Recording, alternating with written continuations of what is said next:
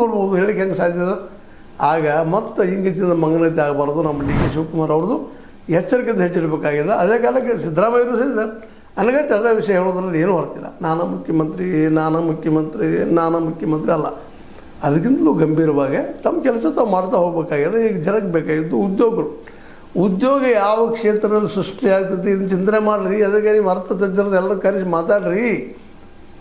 ನಾವೊಂದು ಈಗ ಸಲಹೆ ಕೊಡ್ತಾನೆ ಇದ್ದೀನಿ ನಮ್ಮ ತರ ಮೂಲಕ ನಿಮಗೆ ಏನಪ್ಪ ಅಂದ್ರೆ ಅಗ್ರಿಕಲ್ಚರ್ಗೆ ಆದ್ಯತೆ ಕೊಡ್ರಿ, ಮತ್ತು ಇಡೀ ನಿಮ್ಮ ರಾಜ್ಯ ತುಂಬ ಹೈಯರ್ ಎಜುಕೇಷನ್ ಫ್ರೀ ಮಾಡಿರಿ ಎಲ್ಲ ಮಕ್ಕಳಿಗೆ ಅಂತೇಳಿ.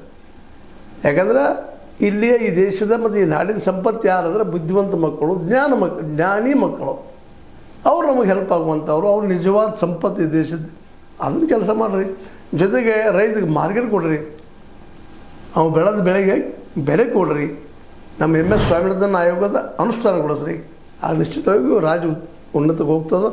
ಯಾಕೆ ಹಸಿರು ಕ್ರಾಂತಿ ಬಿಳಿ ಕ್ರಾಂತಿ ಮಾಡಿದಂಥ MS ಸ್ವಾಮಿನಾಥನ್ ಅವರು ಹೇಳೋದ್ರಲ್ಲಿ ಅರ್ಥದ C2+2 ಅಂದರೆ ಏನು ಎಷ್ಟು ಖರ್ಚು ಮಾಡ್ತೀರಿ ಏನೆಲ್ಲ ಹೇಳ್ದ, ಅದ್ಮೇಲೆ ಅದರ ಅರ್ಧ ಲಾಭರಂಗೆ ಮಾಡಿರಿ ಅನ್ನುವಂಥ ಮಾತಾಡಿದ್ದದ.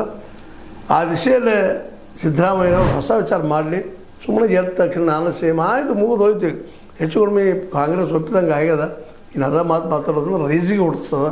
ನಿಮ್ಮ ಬಗ್ಗೆ ಒಂದಿಷ್ಟು ಇದ್ದಂಥ ಒಳ್ಳೆಯ ಅಭಿಪ್ರಾಯ ಡೌನ್ ಆಗ್ತದೆ ಅಂತ ಹೇಳ್ತಾ, ಅದಕ್ಕಾಗಿ ಇವೆಲ್ಲ ಮೀಟಿಂಗ್ಗಳು ಬೇಕಾ, ಡಿನ್ನರ್ ಮೀಟಿಂಗ್ಗಳು ಅನ್ನುವಂಥ ಮತ್ತೊಮ್ಮೆ ಪ್ರಶ್ನೆ ಮಾಡ್ತಾ. ಯಾಕಂದರೆ ವಿರೋಧಿಗಳೆಲ್ಲ ಇದು ಆಹಾರ ಇದು.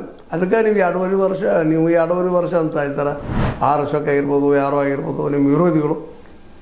ಯಾರಿಗೂ ಗೊತ್ತು ಏನದ ಭವಿಷ್ಯದ ಒಂದು ಗರ್ಭದಲ್ಲಿ ಅಂತ ಹೇಳ್ತಾ, ಇದು ನಿಮ್ಮ ಲೈಕ್ ಆಗಿರ್ಬೋದು. ಲೈಕ್ಗಳು ಶೇರ್ ಮಾಡಿ, ಕಮೆಂಟ್ ಮಾಡಿ, ಜೊತೆಗೆ ಸಬ್ಸ್ಕ್ರೈಬ್ ಮಾಡಿ. H16 ನ್ಯೂಸ್ ಅರ್ಥ ಸಿದ್ದರಾಮಯ್ಯದು ಸತ್ಯದ ಕೈಗಳಲ್ಲಿ ವಂದನೆಗಳು.